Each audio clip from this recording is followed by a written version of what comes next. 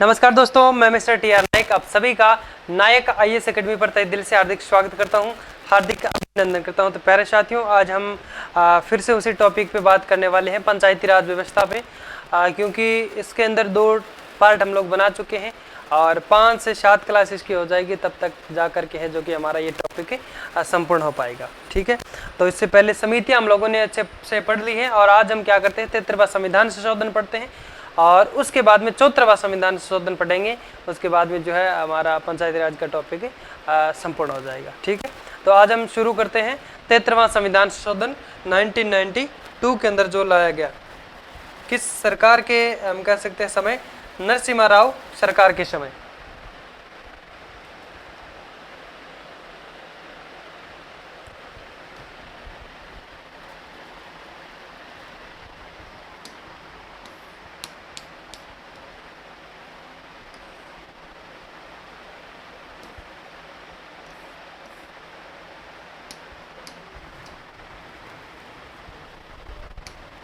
पहले हेडिंग लगाओ आप। 73वां संविधान संशोधन 1992। 73वां संविधान संशोधन अधिनियम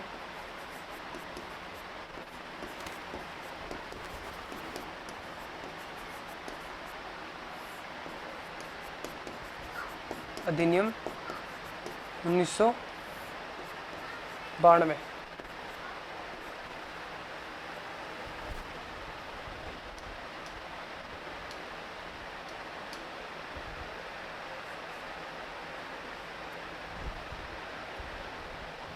अब इसमें थोड़ा समझने की बात करते हैं।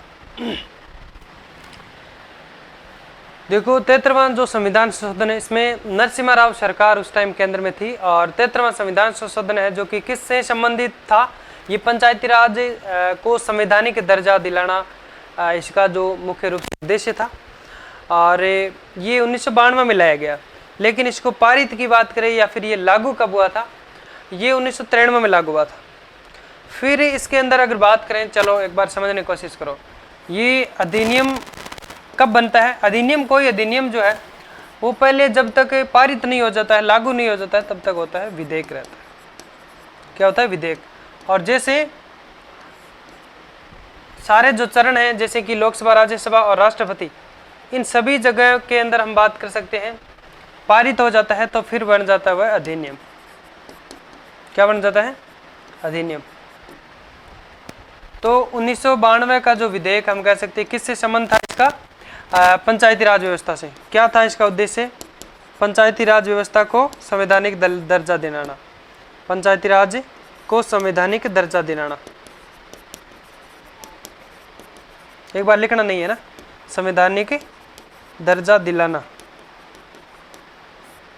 ठीक है, और फिर बात कर सकते हैं, ये जो 1992 का जो है राज्यसभा और लोकसभा और राज्यसभा, ये लोकसभा व राज्यसभा से पारित होने के बाद,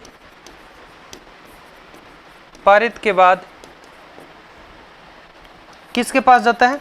राष्ट्रपति के पास।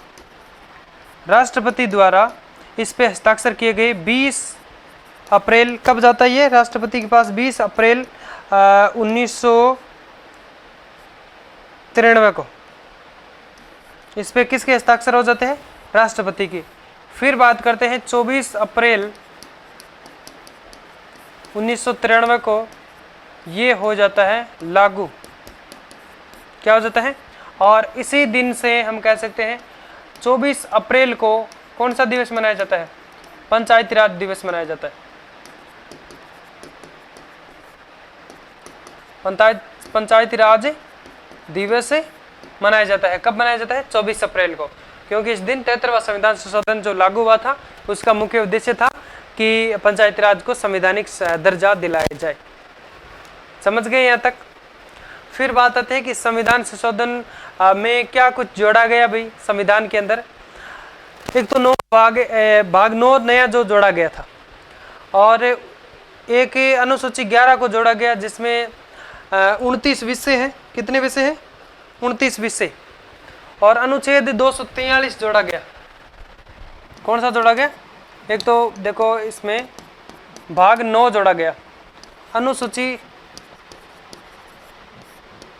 11 जोड़ी गई, और आर्टिकल 243 से लेकर के 243 ओ तक जोड़े गए। कितने अनुच्छेद हो गए इसमें? ओ कितने पे आता है ABCD में? 15 पे, और एक स्वयं 243। एक तो 243 और एक फिर कहाँ से शुरू होता है? 243 से लेकर के 243 ओ तक। तो इसमें कुल 16 अनुच्छेद थे। कितने? 16 आर्टिकल। 16 आर्टिकल है जो किसमें जोड़े गए। किससे संबंधित है? पंचायती राज से संबंधित, जिसमें पंचायती राज से संबंधित संरचना किसमें दी गई है? पंचायती राज से संबंधित परिभाषा की बात कर सकते हैं। और ये सब है जो कि पंचायती राजों जो संस्था है उनके गठन किस प्रकार से किया जाए, वो अनुच्छेद 243B के अंदर दिया गया है, उल्लेखित है। तो इनके बारे में हम अच्छे से पढ़ने वाले हैं, ठीक है ना? यहाँ तक समझ में आ गया है आपको? 16 अनुच्छेद नहीं समझ में आया? यानी देखो इसको लिखो, पहला तो एक अनुच्छेद हो गया 243, फिर होगा 243A, फिर 243B, तो ऐसे करके ABCD से 15 तो यही हो जाएगी ओ तक, और एक ये खुद हो गया 243। कितने होंगे? 16 अनुच्छेद इसमें ऐड किए गए। किससे संबंधित? पंचायती राज से संबंधित। समझ में आया यहाँ तक? और लेकिन इसमें कौन से भाग जो है वो उनको जोड़ा नहीं गया था। ऐसे कुछ ऐसे भाग हैं, कुछ ऐसे जो क्षेत्र है जहाँ ये संशोधन लागू नहीं होता। वो कौन से? जैसे मिजोरम है, मेघालय है, नागालैंड है। कौन कौन से? मिजोरम है और मेघालय है और नागालैंड है, और पश्चिम बंगाल का दार्जिलिंग टी वाला जो क्षेत्र है ना, दार्जिलिंग क्षेत्र, वहाँ पे भी ये लागू नहीं होता है। मणिपुर का जो पहाड़ी क्षेत्र है वहाँ पे भी ये लागू नहीं होता है। और फिर बात करें तो अगर 5वीं और 6वीं अनुसूची में जो वर्णित राज्य है उन भागों में ये लागू नहीं होता है। कौन सा? ये जो संशोधन के अंदर जो भी प्रावधान किए गए हैं ये वहाँ पे लागू नहीं होता है, ठीक है? फिर हम क्या करते हैं, सभी संशोधन जो है अनुच्छेद है उन सभी को पढ़ते हैं। 243 में परिभाषा का उल्लेख है, तो पहले क्या करते हैं, इनको लिखते हैं। लिखे?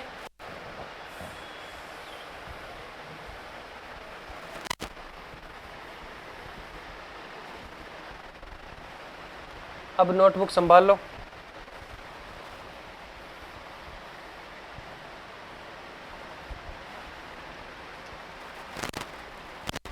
लिखो, नरसिम्हा राव सरकार द्वारा 73वां संविधान संशोधन 1992। नरसिम्हा राव सरकार द्वारा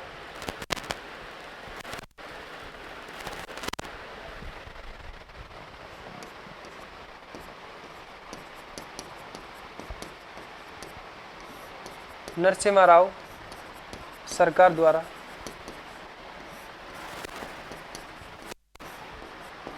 73वां संविधान संशोधन 73वां संविधान संशोधन अधिनियम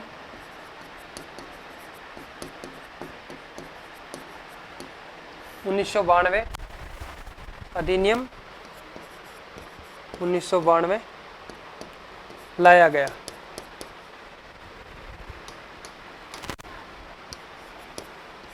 लाया गया, कॉमा लगा के लिख दो। जिसका संबंध क्या था? जिसका संबंध पंचायती राज को संवैधानिक दर्जा दिलाना था। पंचायती राज को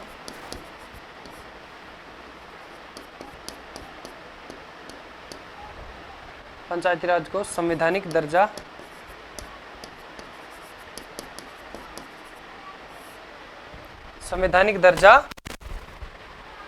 देना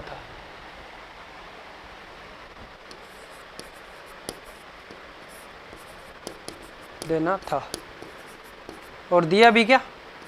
बिल्कुल दिया 73वां संविधान संशोधन के अंदर। समझ में आया? फिर लिखो, ये संविधान संशोधन लोकसभा राज्यसभा से पारित होकर के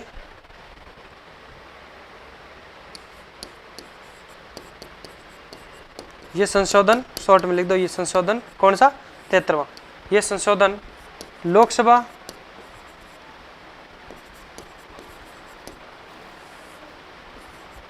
व राज्यसभा से पारित होकर के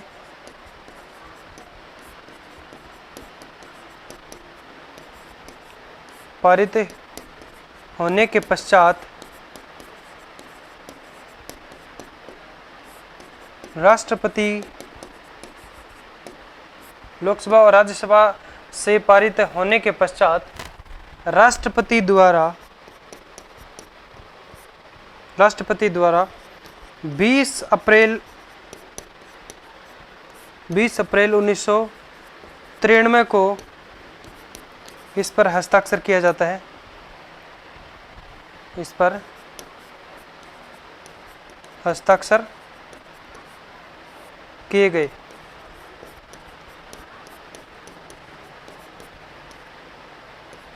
तथा 24 अप्रैल, हाईलाइट कर लेना इसको,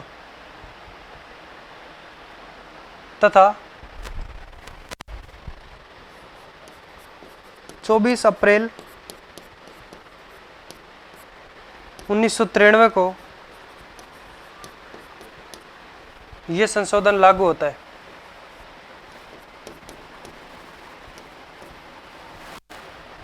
चौबीस अप्रैल 1993 को यह संशोधन लागू किया गया। सीधा लिख दो, लागू किया गया लिख दो, कोई दिक्कत नहीं। यह संशोधन सीधा लिख दो, को लागू किया गया, लागू किया गया। फिर कोष्टक में लिख दो, इसी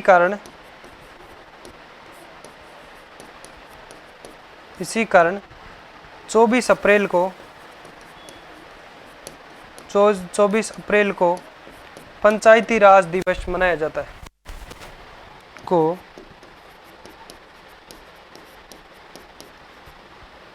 पंचायती राज दिवस मनाया जाता है।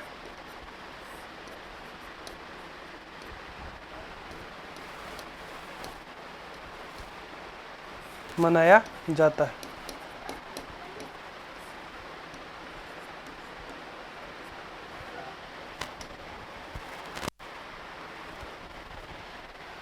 इसको अंडरलाइन कर लेना।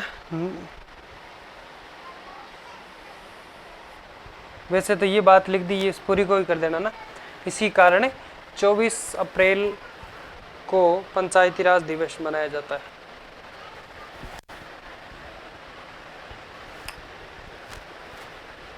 फिर इसमें कौन कौन से अनुच्छेद, भाग, अनुसूची जोड़ा गया लिखो। यहाँ तक लिख दिया।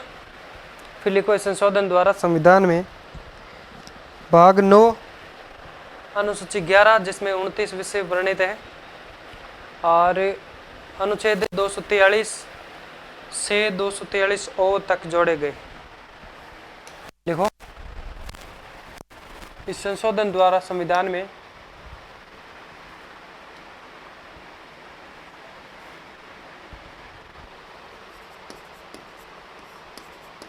इस संशोधन द्वारा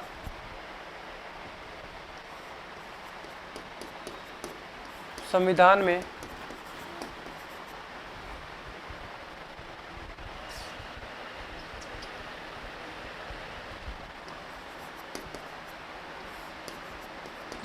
में भाग 9 तथा अनुसूची 11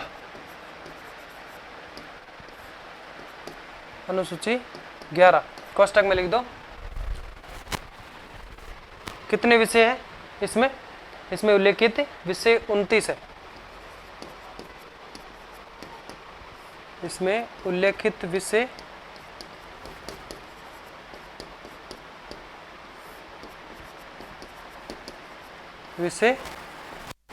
29 है। भाग 9 तथा अनुसूची 11 व अनुच्छेद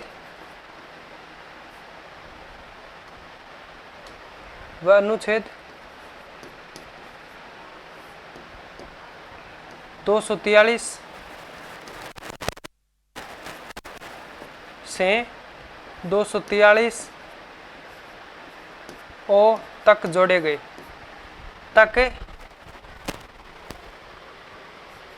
कुल 16 अनुच्छेद जोड़े गए। कितने आते हैं इसमें? 16 अनुच्छेद जोड़े गए।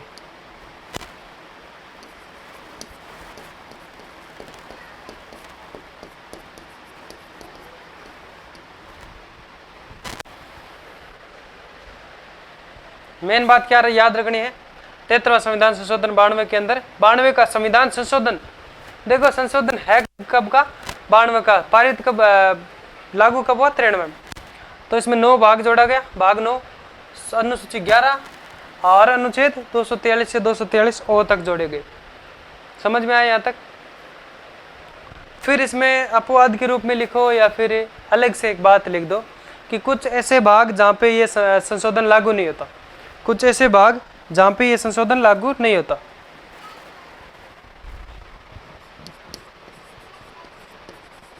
कुछ ऐसे भाग जहाँ पर ये संशोधन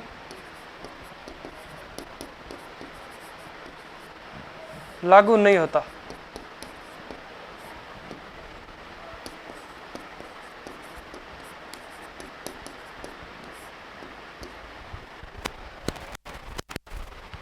लिख लो उनका नाम। मिजोरम, मेघालय, नागालैंड। मिजोरम, मेघालय व नागालैंड।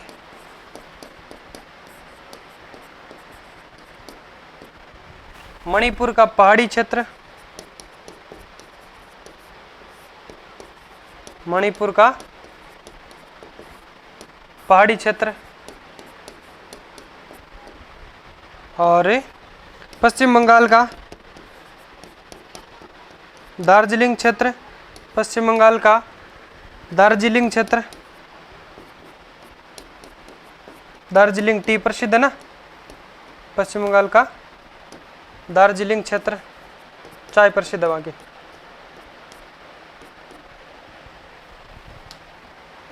और 5वीं और 6ठी अनुसूची में जो वर्णित राज्य उनमें नहीं लागू होता।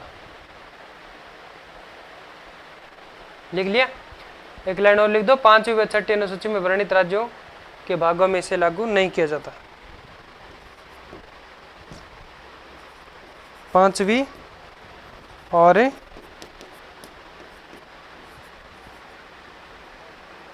6ठी अनुसूची में वर्णित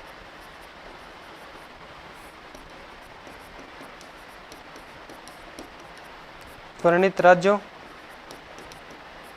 में ये संशोधन लागू नहीं होता या फिर नहीं किया जाता।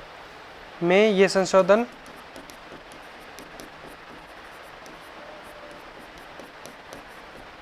लागू नहीं किया जाता।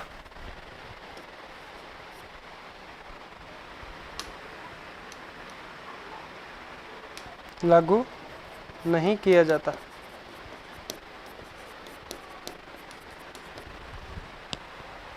समझ में आ गया यहाँ तक? लिखो, फटाफट लिखो इसको। फिर क्या करते हैं? अब अनुच्छेद पढ़ते हैं। इसमें जो अनुच्छेद दिए गए वो अनुच्छेद पढ़ते हैं।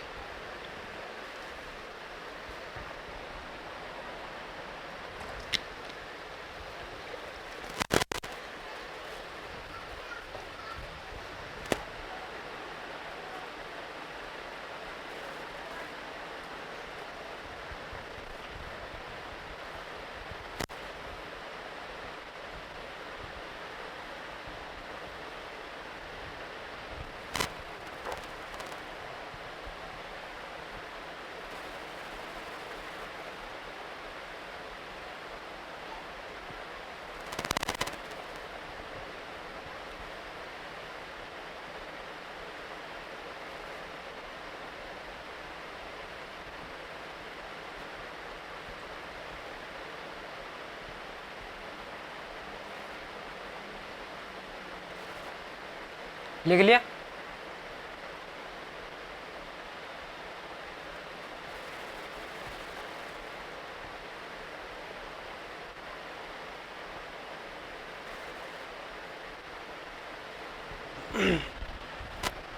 अब लिखो अनुच्छेद, लिखो कितने 16 जो अनुच्छेद सबको पढ़ेंगे। पहले लिखो आप अनुच्छेद 243।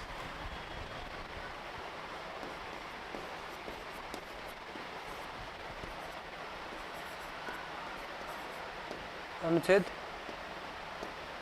243 किसकी बात करता है? परिभाषा की।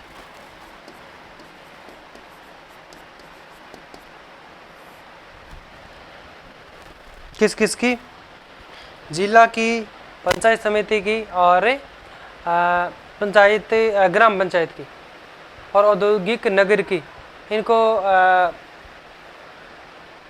घोषित कौन करता है? राज्यपाल अधिसूचना के माध्यम से घोषित करता है। इनकी परिभाषाएं दी गई है अनुच्छेद 243 में। ठीक है, लिख दिया? 243 लिख दो, परिभाषाएं। इस अनुच्छेद में ऐसे लिखो, इस अनुच्छेद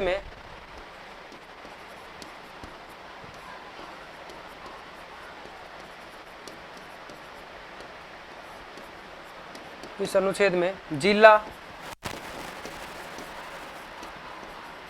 पंचायत समिति,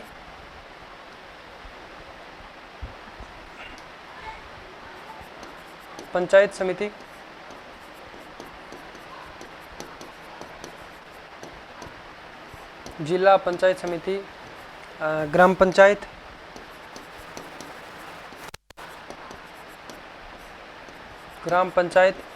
व औद्योगिक नगर,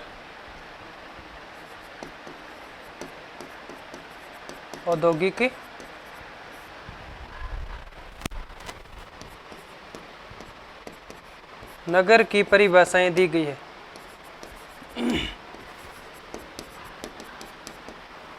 परिभाषाएं दी गई है।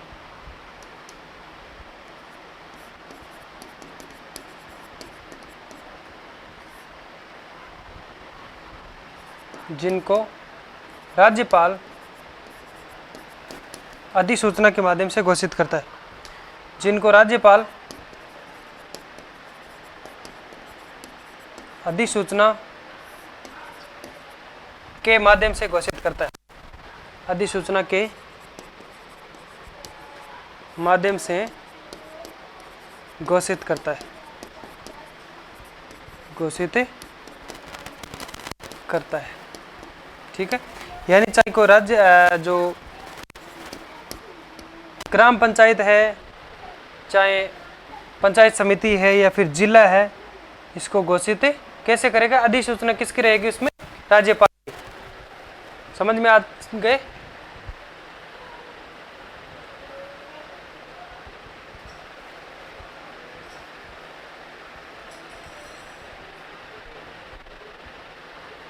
इसमें जिला, पंचायत समिति, ग्राम पंचायत व औद्योगिक नगर की परिभाषा दी गई है। परिभाषा दी गई है, इसे लिखो।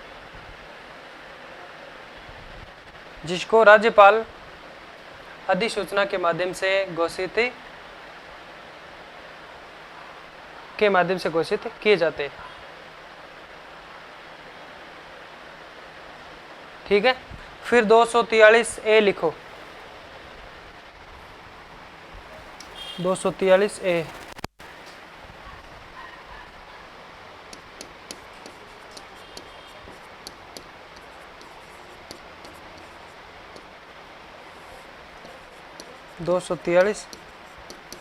ए, इसमें लिखो, हेडिंग लिख दो, ग्राम सभा।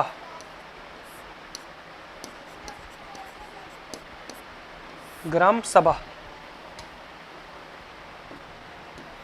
शक्तिशाली निकाय है कि ग्राम सभा में पंजीकृत बेशक मतदाता से निकाय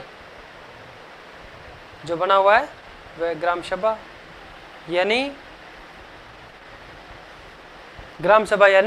हम कह सकते हैं ग्राम सभा में जो पंजीकृत वैश्यक जो मताधिकार है, कौन सा मताधिकार, यानी प्राप्त करने वाले जो अब मतदाता है, उनसे बड़ा निकाय क्या कहलाता है? ग्राम सभा कहलाता है। पहली लाइन ये लिखो आप।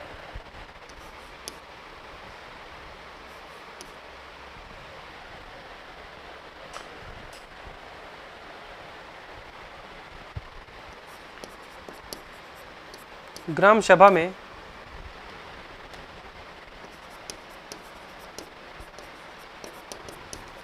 पंजीकृत वयस्क मतदाताओं से बना निकाय क्या कहलाता है? ग्राम सभा कहलाता है। कहते हैं ना कि ग्राम की सभा का मतलब क्या होता है? जन से लाभ हो गया, और ग्राम मतलब गांव। गांव की सभा कौन होती है? जनता होती है। और कौन सी जनता? जो उस क्षेत्र में वोटर लिस्ट जिसे कहते हैं, मतदाता सूची जिसमें उनका नाम अंकित होता है। वयस्क मतदाता किसे कहते हैं? वयस्क का मतलब जो निर्धारित आयु की गई है, निर्धारित आयु होने के बाद में जब उनका पंजीकृत हो जाता है, वोटर लिस्ट की बात करें, ठीक है, वोटर लिस्ट के अंदर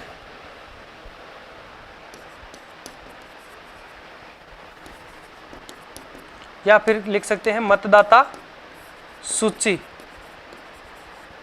मतदाता सूची में जब उनका नाम अंकित हो जाता है तो वो क्या कहलाता है? मतदाता कहलाते हैं।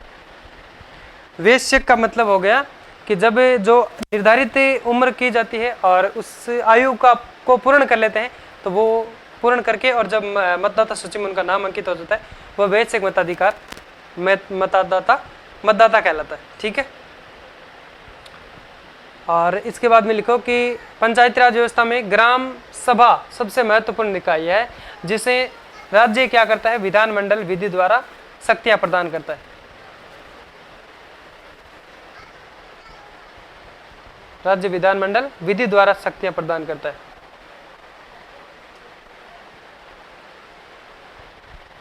इसमें लिखो पंचायती राज व्यवस्था में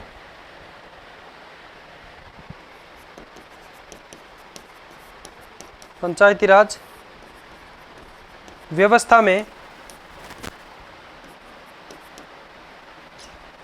पंचायती राज व्यवस्था में ग्राम सभा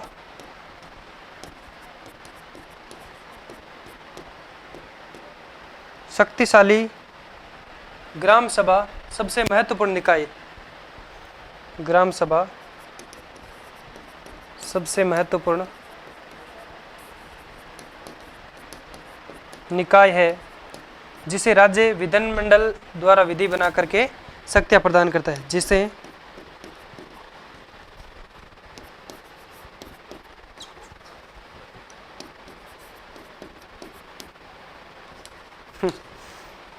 क्या हो गया, कई बार ज़्यादा जल्दी लिखने को करता हूँ ना, तो ये गलत होता है। जिसे राज्य विधानमंडल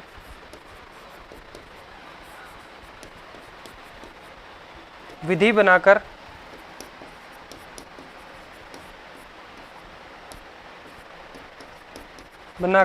क्या करता है? शक्तियां प्रदान करता है, प्रदान करता है। लिखो, दो अनुच्छेद पढ़ लिए।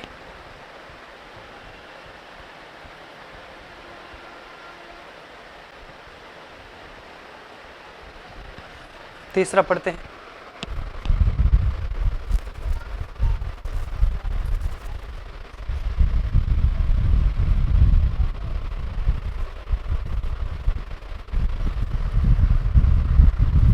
जल्दी जल्दी लिखो।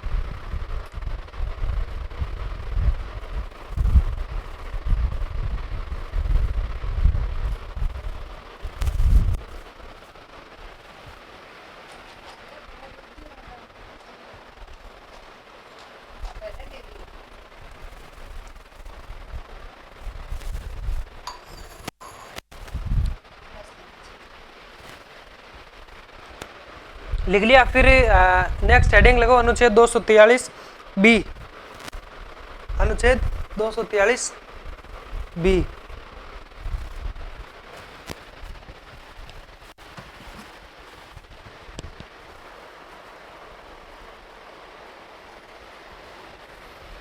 आवाज आ रही है ना अच्छे से? एक बार मैं चेक कर लेता हूँ। हेडिंग लगा दी। नेक्स्ट अनुच्छेद 243 से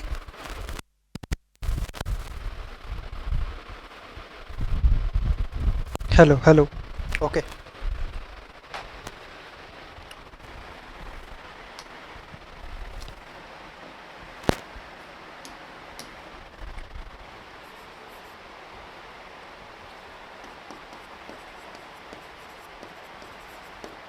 अनुच्छेद 243 बी ऐसे ही लिखा है, एक को कोष्टक में लिखा ना, हाँ, ताकि सब सेम हो जाए।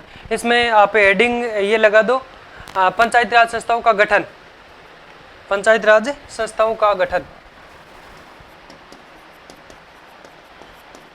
पंचायती राज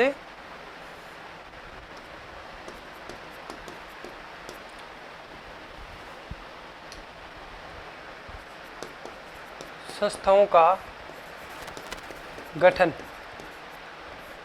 देखो डायरेक्ट प्रश्न ऐसे बन सकते हैं आपके कि पंचायती राज की संस्थाओं का गठन से संबंधित कौन सा अनुच्छेद है, तो कौन सा होगा भाई? 243। 243 अगर 4 ऑप्शन दे देंगे, लेकिन ABCD का थोड़ा ध्यान रखना। बी वाला है जो कि किसके बारे में बात करता है? पंचायती राज संस्थाओं का गठन के गठन के बारे में बात करता है। ठीक है, अब बात करते हैं कि पंचायती राज की जो व्यवस्था है वो कैसी होगी? त्रिस्तरीय। त्रिस्तरीय जो रखी गई है, पहली होगी, पहला स्तर ग्राम स्तर, जिसमें अध्यक्ष की बात करें तो ग्राम पंचायत जिसको कहते हैं। देखो एक बार समझते हैं कैसी होगी।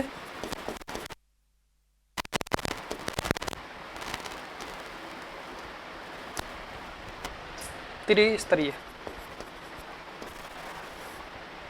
त्रिस्तर में पहला कौन सा हो जाएगा? ग्राम स्तर। ठीक है, और जिला स्तर लास्ट तीसरा हो जाएगा, और दूसरा होगा ब्लॉक स्तर। ठीक है, तो अब आपको पता है कि ग्राम स्तर जो है इसे कहा जाता है ग्राम पंचायत। ठीक है, इसका जो अध्यक्ष है, ग्राम पंचायत के अंदर अध्यक्ष कौन होगा? सरपंच। कौन होगा? उपाध्यक्ष कौन होगा? उप सरपंच। समझ में आया यहां तक? इसका चुनाव कैसा होता है?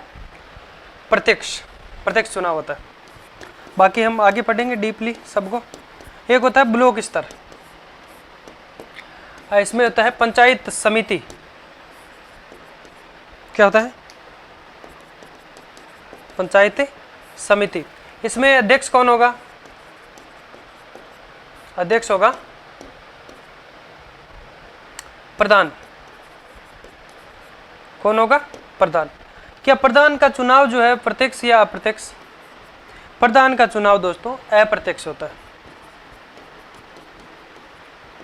कैसा चुनाव होता है? प्रत्यक्ष। बात करें पंचायत समिति की जो ब्लॉक स्तर पे या बात करें तो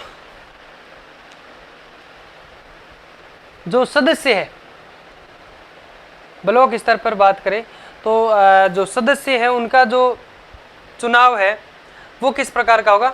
उनका चुनाव तो जो इनके सदस्य कौन से होते हैं? ब्लॉक मेंबर कहलाते हैं। क्या कहलाते हैं? Block member. इस स्तर पे बात करें तो इनके जो सदस्य का निर्वाचन जो होता है वो ब्लॉक मेंबर कहलाते हैं। उनका जो चुनाव है वो प्रत्यक्ष होता है, लेकिन उनके अंदर से कोई प्रधान बनता है, उनका चुनाव हम कह सकते हैं अप्रत्यक्ष होता है। समझ गए? जनता के द्वारा जो वोट दिया देकर चुना जाता है वो प्रत्यक्ष हो गया, और हम कह सकते हैं किसी के द्वारा अब विधायकों का चुनाव कैसा होता है? प्रत्यक्ष होता है। और मुख्यमंत्री का चुनाव, मुख्यमंत्री कैसे नियुक्त करते हैं, चुना जाता है, कैसे नियुक्त होता है भाई? अप्रत्यक्ष हो गए ना, वैसे उसी तरह तो चलो इसके बारे में बात करते हैं। पंचायत समिति अध्यक्ष हो गया। और तीसरा स्तर कौन सा हो जाएगा? वैसे डीपली मैं सब आगे अच्छे से लिखाऊंगा सबको। जिला स्तर, जिला स्तर, इसमें क्या होगा? जिला परिषद होगा। क्या होगा दोस्तों? जिला परिषद होगा, जिसमें कौन होता है? जिला परिषद में अध्यक्ष कौन होगा? जिला प्रमुख। लिख दो इसको, जिला परिषद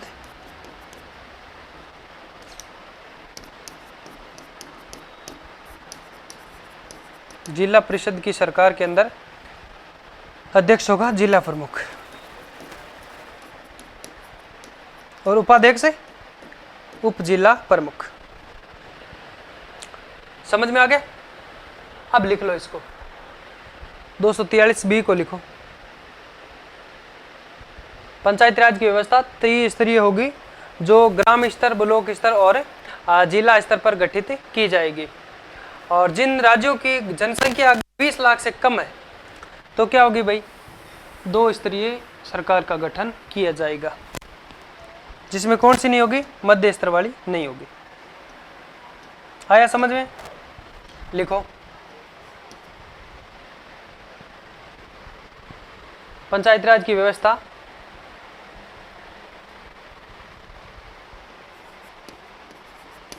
पंचायती राज की व्यवस्था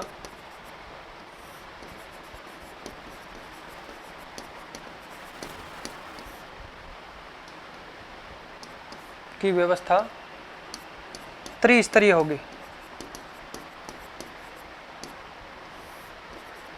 त्रिस्तरीय होगी, जो किस प्रकार होगी? ग्राम स्तर, कॉमा लगा के लिखो, जो ग्राम स्तर,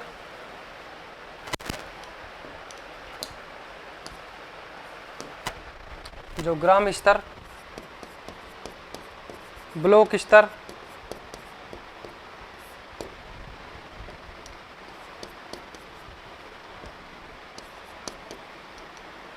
तथा जिला स्तर पर गठित की जाएगी, तथा जिला स्तर पर गठित की जाएगी।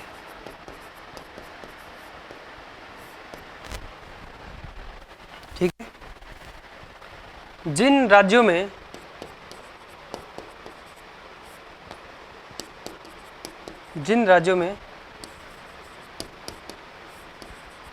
जनसंख्या 20 लाख से कम है, ये पहले बात हम लोगों ने लिख भी दी है। जिन राज्यों में जनसंख्या 20 लाख से कम है वहाँ द्विस्तरीय सरकार का गठन किया जाएगा।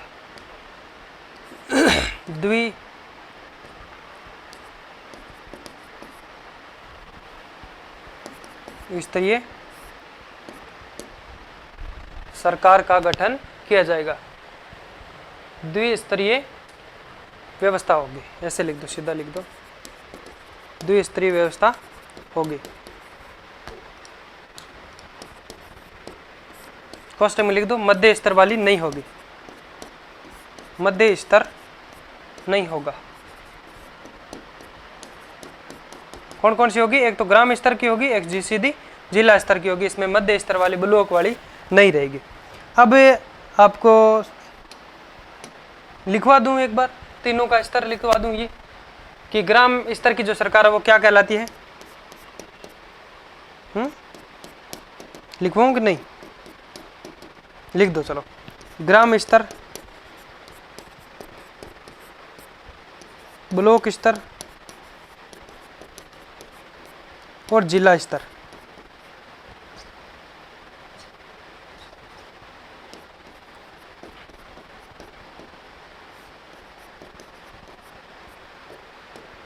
ठीक है। ग्राम स्तर वाली सरकार क्या कहलाती है? ग्राम पंचायत।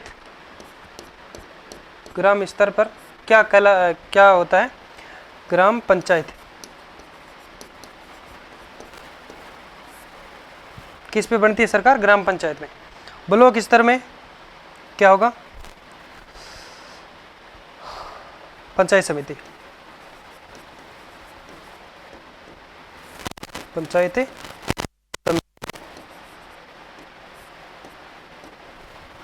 और जिला स्तर पे जिला परिषद।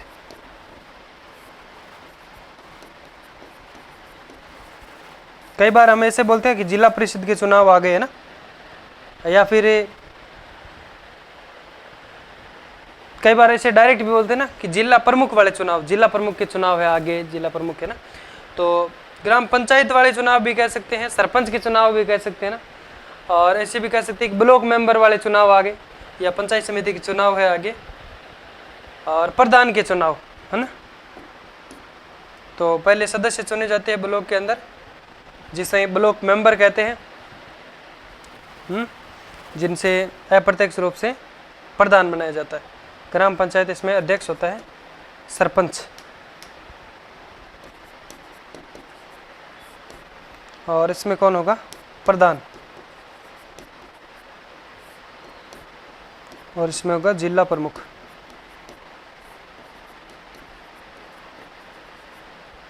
समझ में आ जाएगा वैसे आपको, क्योंकि मेरे अधिकतर जो विद्यार्थी है, आप अपने आप में सोच करके देख लीजिए कि जो अधिकतर गांव वाले, तो गांव वाले तो उनको पता है कि ये सब क्या है, शहर वाले को पता नहीं होगा। लेकिन उसमें भी हम नगर निकाय पढ़ेंगे तो उसके भी आपके जो समकक्ष ही रहता है एक तरह से, नगर पालिका वगैरह, नगर पालिका, नगर निगम, और नगर निगम उससे बड़ा, नगर परिषद बीच में आता है, ठीक है। नगर पालिका, नगर परिषद और नगर निगम, समझ में आ गया? इस प्रकार से होगा, और उसको हम आगे पढ़ेंगे। लिखो, पहले यहाँ तक लिखो, फिर ये तो अनुच्छेद पूरा हो जाता है, फिर अनुच्छेद 243 सी पढ़ेंगे। अनुच्छेद 243 सी, सी क्या कहता है? लिखो पहले इसको। वो जो मैंने यहाँ लिखा है यही बातें उसके अंदर की गई है, ये मैंने वैसे लिखवा दिया आपको समझने के लिए।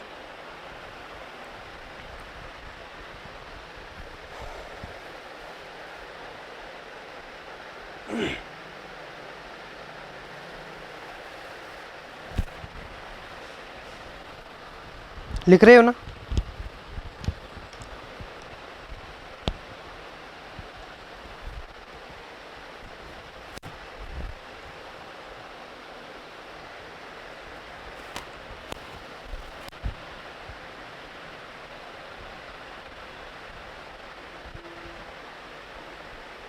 पंचायती राज की संरचना बताता है 243 सी बताता है।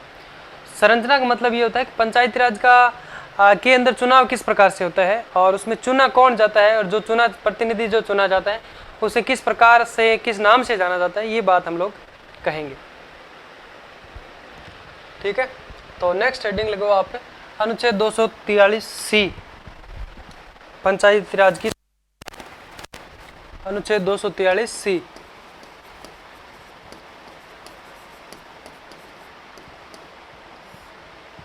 अनुच्छेद 243 सी, इसमें लिखो हेडिंग लगा के पंचायती राज की संरचना। पंचायती राज की संरचना।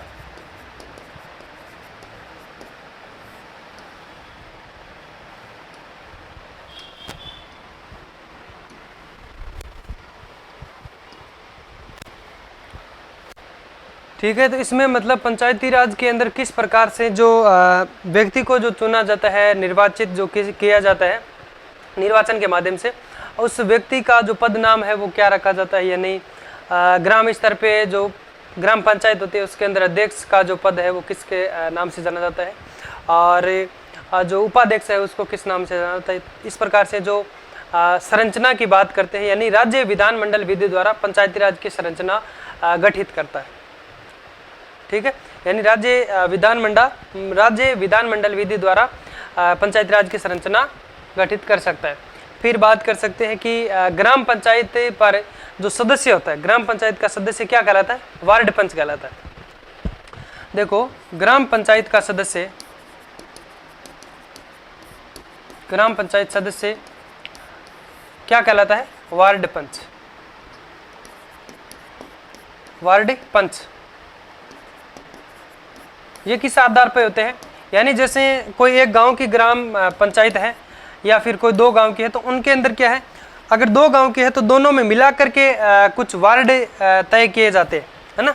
जैसे मानो कि 1 से 5 तक इस गांव के अंदर हो गए, और 5 से लेकर के मानो कि 10 तक, है ना, ऐसे करके हो सकता है। या फिर कोई एक गांव है तो उनके अंदर जो वार्ड होते, वार्ड जो संख्या मानो कि 1 से लेकर के 10 है, तो उनके लिए 10 है तो 10 वार्ड पंच चुने जाते हैं। कितने? जैसे कि 10 वार्ड है तो 10 वार्ड पंच चुने जाते हैं, और इनका चुनाव जो है प्रत्यक्ष रूप से होता है। कैसे होता है? प्रत्यक्ष। और ग्राम पंचायत के अंदर जो मुख्य के रूप में बात करें या फिर अध्यक्ष जो होता है इसका प्रमुख, ये होता है सरपंच। इसका चुनाव भी कैसा होता है? प्रत्यक्ष होता है। और इसमें एक होता है उपाध्यक्ष। क्या होता है? उपाध्यक्ष, यानी उप सरपंच। उप सरपंच, तो इसका जो चुनाव है वो अप्रत्यक्ष होता है। कैसा होता है? अप्रत्यक्ष चुनाव, यानी चुनाव नहीं होता है इनका, वोट नहीं होता है। ऐसे बैठ करके और ये सब मिला करके ऐसे सोच लेते कि तय करते हैं कि भाई इसको उप सरपंच बनाना है, तो उनको बना दिया जाता है, उनका कोई चुनाव नहीं होता है। ठीक है, समझ में आया यहाँ तक? फिर बात आती है ब्लॉक स्तर पर। ठीक है, तो ब्लॉक स्तर पर जो है हम कह सकते हैं इनका चुनाव, ब्लॉक स्तर पे जो ब्लॉक मेंबर होते हैं, ब्लॉक मेंबर जो सदस्य होते हैं, ब्लॉक के सदस्य, तो उनका जो चुनाव है पंचायत समिति में सदस्यों को चुनाव, जिसे ब्लॉक मेंबर कहा जाता है, उनका जो चुनाव है वो तो होता है, कैसा होता है? ब्लॉक मेंबर का भी, और कह सकते हैं ब्लॉक मेंबर का चुनाव कैसा होता है? प्रत्यक्ष रूप से। और प्रधान और उप प्रधान, देखो एक बार समझने की कोशिश करो। पंचायत समिति, इसका अध्यक्ष कौन होता है? अध्यक्ष होता है प्रधान।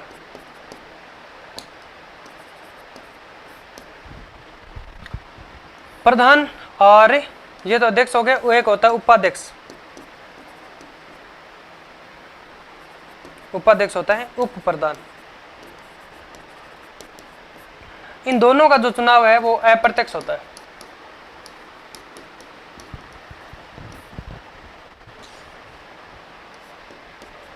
अप्रत्यक्ष।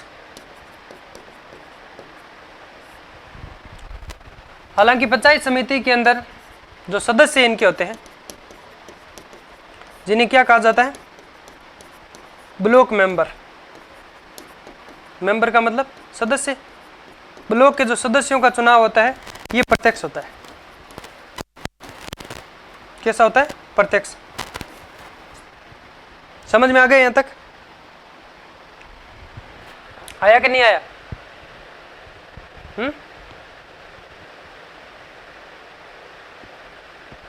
और फिर आती है बात जिला परिषद की। तीसरा जो स्तर है, जिला परिषद का जो सदस्य होता है उसका चुनाव तो प्रत्यक्ष होता है, बल्कि जिला प्रमुख जो अध्यक्ष होता है उसका, जिला प्रमुख व उप जिला प्रमुख का जो चुनाव है वो अप्रत्यक्ष रूप से किया जाता है, अप्रत्यक्ष रूप से।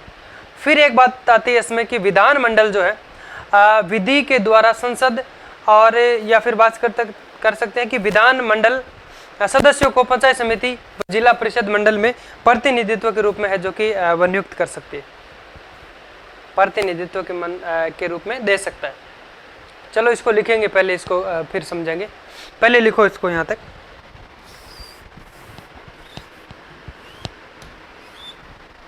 कैसे हुआ? कई बार के बोर्ड कब काम नहीं करता पता है? जब कोई मक्खी वगैरह बैठ जाती है ना, तो उससे फिर हाईजैक हो जाता है बोर्ड, हैक हो जाता है एक तरह से।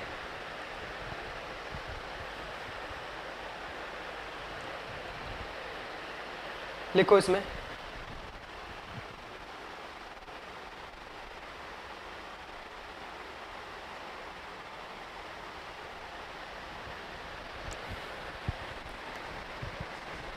राज्य विधानमंडल विधि द्वारा पंचायत समिति की संरचना गठित कर सकती है। राज्य विधानमंडल द्वारा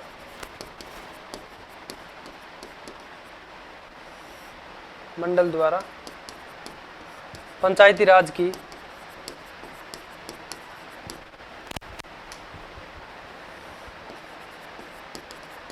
संरचना गठित कर सकती है।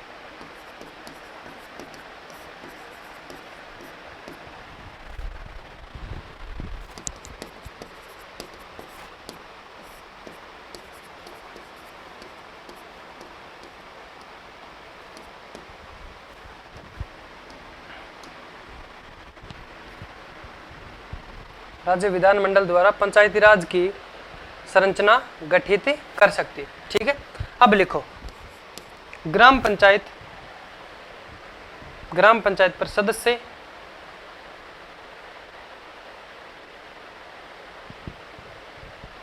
ग्राम पंचायत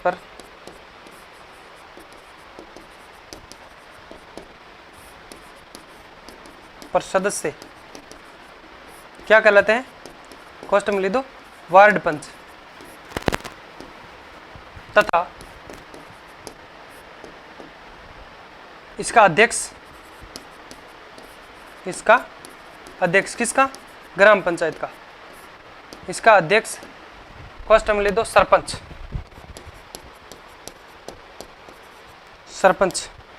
का चुनाव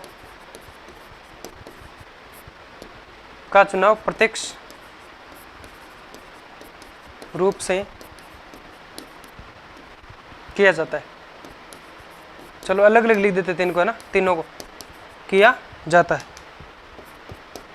ताकि थोड़ा समझने में आसानी हो जाएगी फिर। ठीक है, फिर यहाँ पे लिखो 2 नंबर लाइन पे लिख दो पंचायत समिति।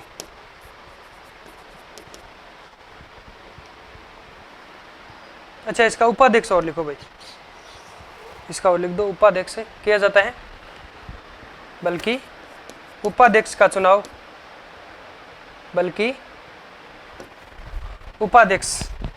ग्राम पंचायत का उपाध्यक्ष के कॉस्ट में लिख दो उप सरपंच का चुनाव अप्रत्यक्ष रूप से होता है। समझ में आ गया यहाँ तक? देखो, जो वार्ड पंच का चुनाव और सरपंच का दोनों का प्रत्यक्ष होगा, यानी वोट दिया जाएगा, सबका वोट लगेगा उसमें, और उप सरपंच का उसमें कोई वोट नहीं लगेगा। समझ में आ गया यहाँ तक? और फिर लिखो आप पंचायत समिति में सदस्य जो कौन क्या कहलाते हैं? ब्लॉक मेंबर लिखो। पंचायत समिति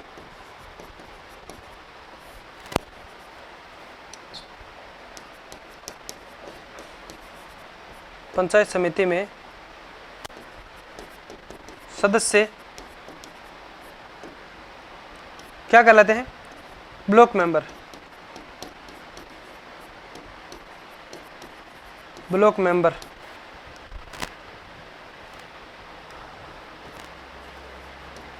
का चुनाव का प्रत्यक्ष चुनाव, या फिर सीधा लिख दो का चुनाव प्रत्यक्ष, ऐसे लिख दो प्रत्यक्ष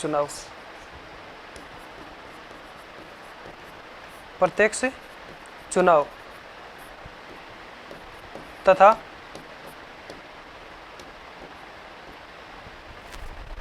पंचायत समिति में सदस्य ब्लॉक मेंबर का चुनाव का प्रत्यक्ष चुनाव तथा अध्यक्ष कोष्ठ में लिख दो प्रधान। अध्यक्ष कौन होता है पंचायत समिति में? प्रधान। तथा उपाध्यक्ष कौन होगा? क्वेश्चन में लिख दो उप प्रधान।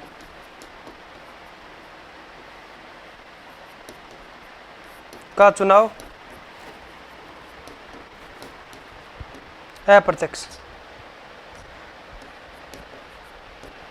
का चुनाव अप्रत्यक्ष। अब होता है ये सब, आप कोई लिखने की जरूरत नहीं, समझ में आ गए यहाँ तक? अप्रत्यक्ष रूप से किया जाएगा, ऐसे लिख दो, प्रधान व उप प्रधान का चुनाव अप्रत्यक्ष।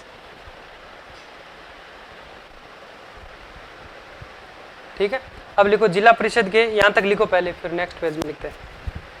जिला परिषद के सदस्यों का चुनाव प्रत्यक्ष तथा जिला प्रमुख और उप जिला प्रमुख यानी अध्यक्ष तथा उपाध्यक्ष का चुनाव अप्रत्यक्ष।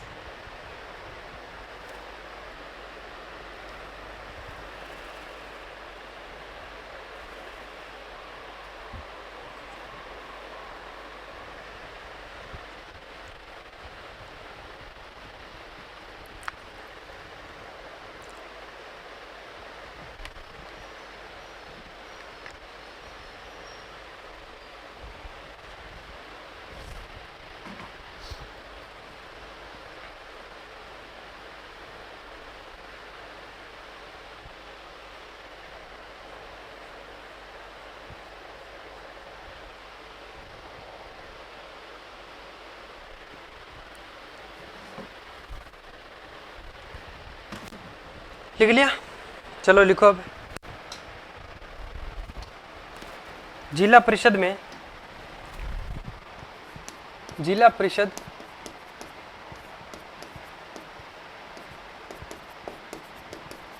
के सदस्यों का चुनाव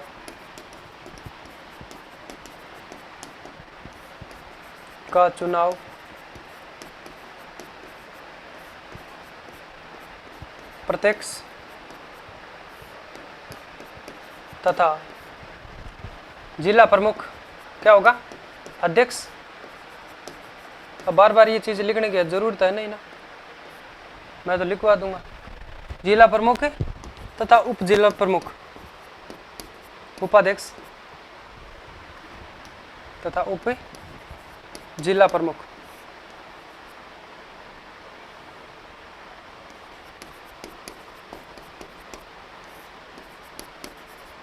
प्रमुख का अप्रत्यक्ष चुनाव, अप्रत्यक्ष चुनाव होता है।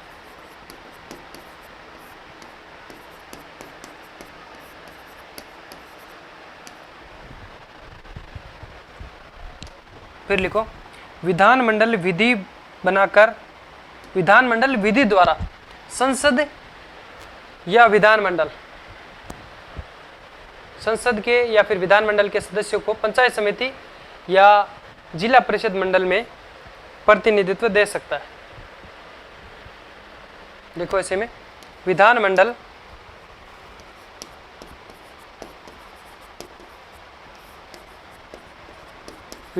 विधि द्वारा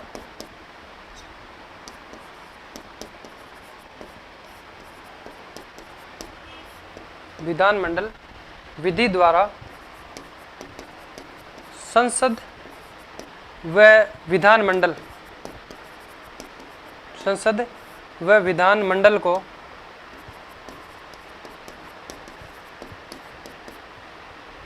संसद व विधानमंडल के सदस्यों को, सीधा लिख दो संसद व विधानमंडल सदस्यों को,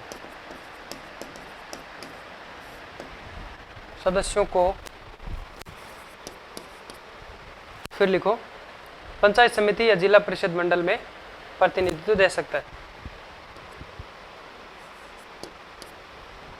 पंचायत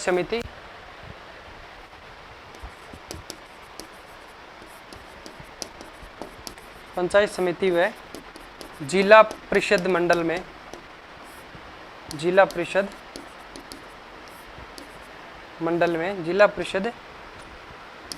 मंडल में प्रतिनिधित्व दे सकता है।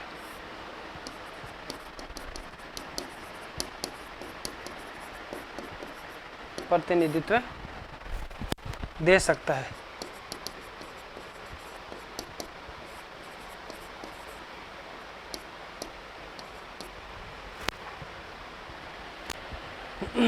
समझ में आ गया? अब नेक्स्ट अनुच्छेद लिखो, सी लिख दिया ना, अब डी लिखो। ये बात समझ में नहीं? देखो विधानमंडल जो है विधि के द्वारा क्या कर सकती है, संसद या विधानमंडल जो सदस्य है उनको पंचायत समिति लिख दिया ना मैंने, पंचायत समिति व जिला परिषद मंडल में प्रतिनिधित्व दे सकता है। क्या आपको प्रतिनिधित्व करना है? समझ में आया यहाँ तक? अब लिखो अनुच्छेद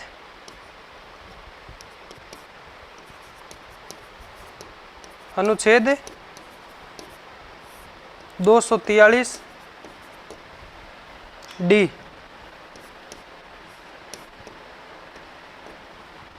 अनुच्छेद 243 डी किसकी बात करता है भाई? ये बात करता है आरक्षण की।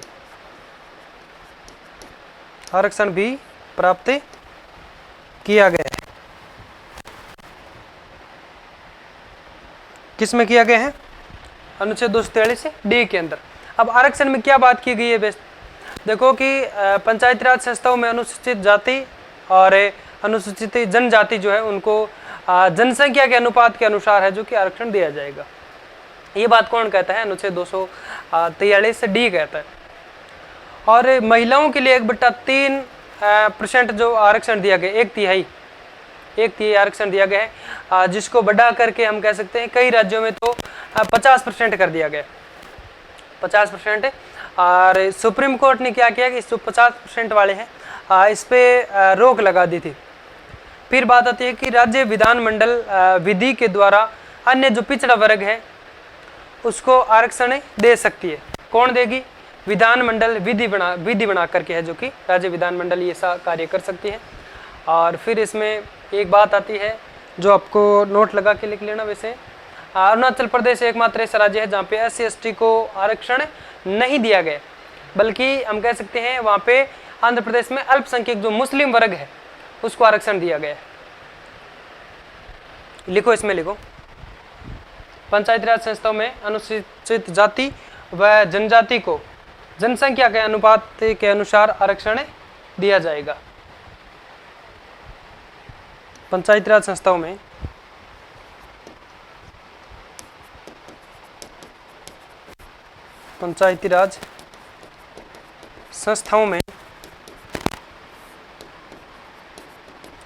अनुसूचित जाति जनजाति लिखो तो सीधा लिख दो SC/ST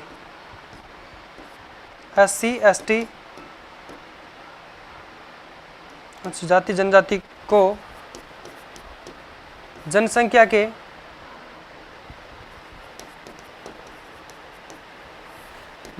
अनुसार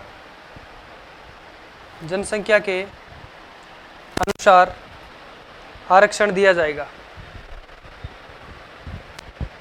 अनुसूचित क्या लिखा? पंचायती राज संस्थाओं में SC/ST को जनसंख्या के अनुपात के आधार पर, ऐसे लिखो, जनसंख्या के अनुपात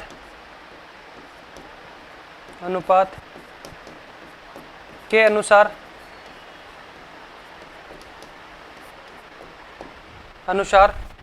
आरक्षण दिया जाएगा।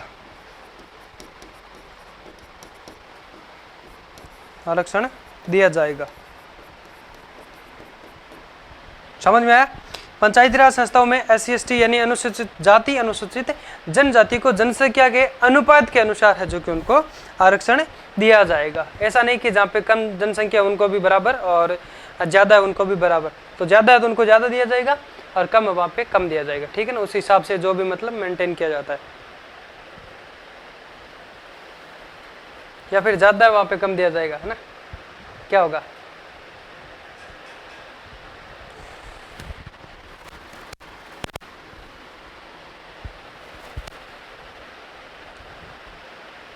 अनुपात पे निर्भर करता है ना। फिर लिखो इसमें, तथा महिला वर्ग हेतु एक तिहाई आरक्षण दिया गया, जिसे बढ़ा करके 50% कर दिया गया। यहीं पे लिख दो फिर, तथा महिला वर्ग हेतु 1/3 आरक्षण दिया गया, तथा महिला वर्ग हेतु 1/3 यानी 1/3 आरक्षण दिया गया, आरक्षण दिया गया, जिसे बढ़ाकर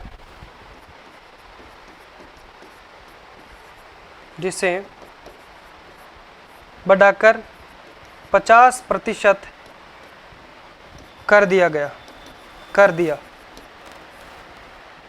कॉमा लगा के, जिस पर सुप्रीम कोर्ट ने, जिस पर उच्चतम न्यायालय ने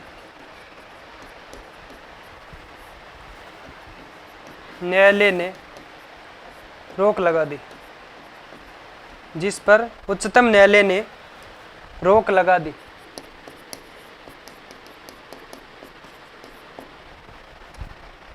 जिस पर, ऊपर वाला लिख लिया होगा आपने, लिखो यहां पे, जिस पर उच्चतम न्यायालय ने रोक लगा दी। दोबारा बोलता हूं, एक बार सुन लेना।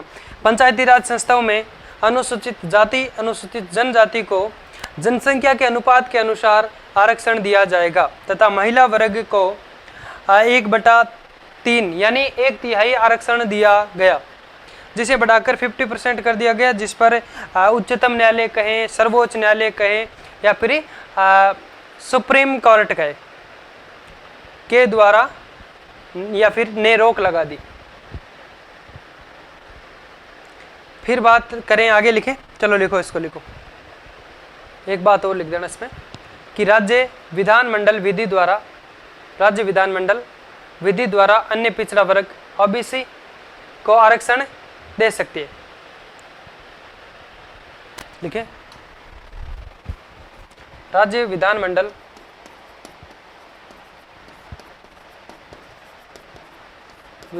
द्वारा, विधानमंडल विधि द्वारा अन्य पिछड़ा वर्ग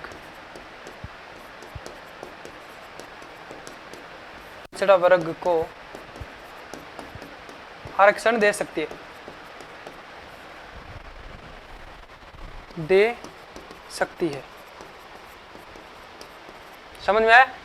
राज्य विधानमंडल विधि द्वारा अन्य पिछड़ा वर्ग को आरक्षण दे सकती है। अब एक बात आप नोट लगा के लिख लो, नोट लगाओ, अरुणाचल प्रदेश एकमात्र ऐसा राज्य जहां पे SC/ST को आरक्षण नहीं दिया गया।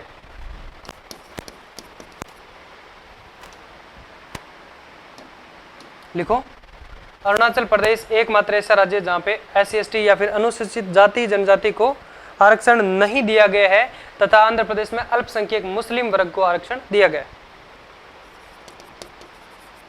अरुणाचल प्रदेश, अरुणाचल प्रदेश एकमात्र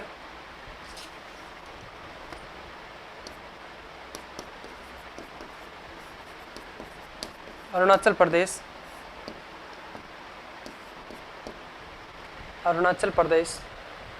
एकमात्र राज्य, लिखता रहूं, अरुणाचल प्रदेश एकमात्र राज्य जहां पर, अपवाद है एक तरह का ना, जहां पर SC/ST को शॉर्ट लिख लो, अनुसूचित जाति जनजाति लिखने की जरूरत नहीं, जहां पर SC/ST को आरक्षण नहीं दिया गया, SC/ST को आरक्षण नहीं दिया गया। किसकी बात करें हम? पंचायती राज में आरक्षण नहीं दिया गया है तथा अरुणाचल प्रदेश में, तथा ऐसे ही लिखो सीधा, अरुणाचल प्रदेश में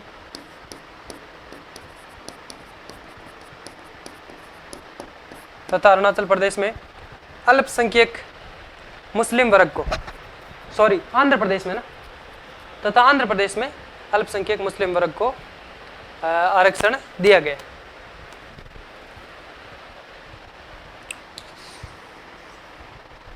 तथा आंध्र प्रदेश में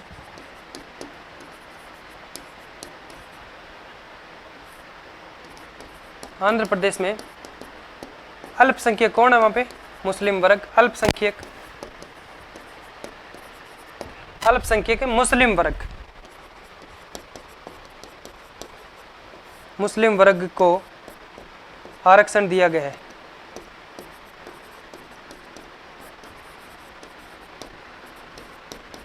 दिया गया है। समझ में आया यहां तक? यानी क्या बात करता है पंचायती राज संस्था, जो डी आरक्षण के बारे में बात करता है। SC ST सभी जगह हम कह सकते हैं जनसंख्या के अनुपात के अनुसार उनको आरक्षण दिया गया है, और महिला वर्ग को 1/3। ठीक। फिर बात आती है अरुणाचल प्रदेश एकमात्र ऐसा राज्य जहाँ पे अनुसूचित जाति जनजाति को आरक्षण नहीं दिया गया है, बल्कि आंध्र प्रदेश एक राज्य ऐसा है जहाँ पे अल्पसंख्यक मुस्लिम जो वर्ग है उनको भी आरक्षण दिया गया है। मुस्लिम वर्ग को भी ये एक्स्ट्रा के अंदर है, SC ST को तो दिया ही गया है, प्लस अल्पसंख्यक, जैसे कि अन्य के लिए तो ये बात की गई है कि राज्य विधानमंडल विधि द्वारा है जो कि अल्पसंख्यक को देगा, बल्कि यहाँ पे क्या लिखा है, आंध्र प्रदेश में अल्पसंख्यक वर्ग को भी अलग से, है ना, को भी मतलब SC ST के अलावा को भी आरक्षण दिया गया, को भी आरक्षण दिया गया। अब समझ में आया ना? ठीक है। और इसके बाद में कौन सा आता है?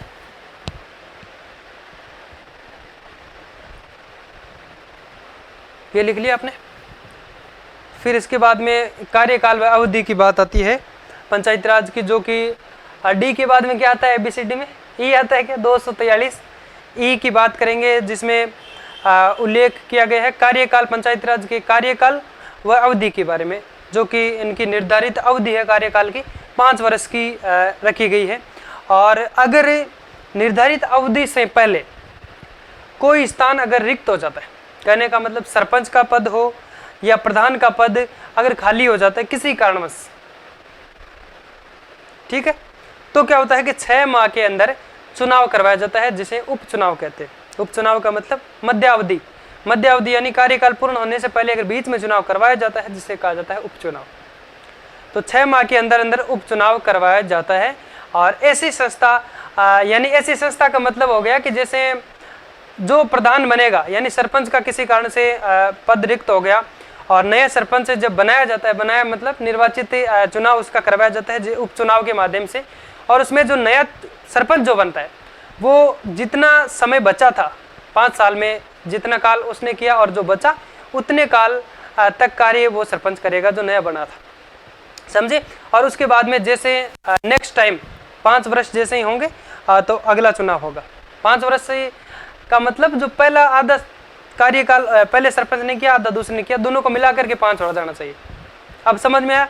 और अगर इसमें रेयर केस ये भी है कि अगर शेष अवधि, अगर कि कोई सरपंच अगर चुना गया और 4.5 साल कार्य किया और 6 महीने बचे हैं, उस टाइम रिक्त हो गई मानो सीट, तो क्या फिर चुनाव होगा दोबारा?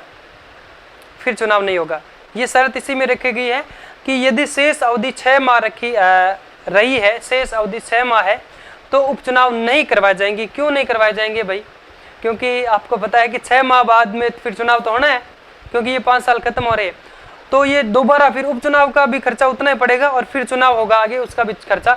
तो इसलिए सरकार का है कहना, संविधान ये कहता है इस 243 के माध्यम से कि अगर 6 माह बचे हैं उपचुनाव तो नहीं करवाया जाएगा, और उसका जो कार्य है 6 माह के लिए उपाध्यक्ष संभालेगा। जैसे सरपंच की पोस्ट अगर रिक्त हुई है तो उप सरपंच उस पर कार्य करेगा, और अगर प्रधान का पद खाली हो गया तो उप प्रधान वहाँ पे कार्य करेगा।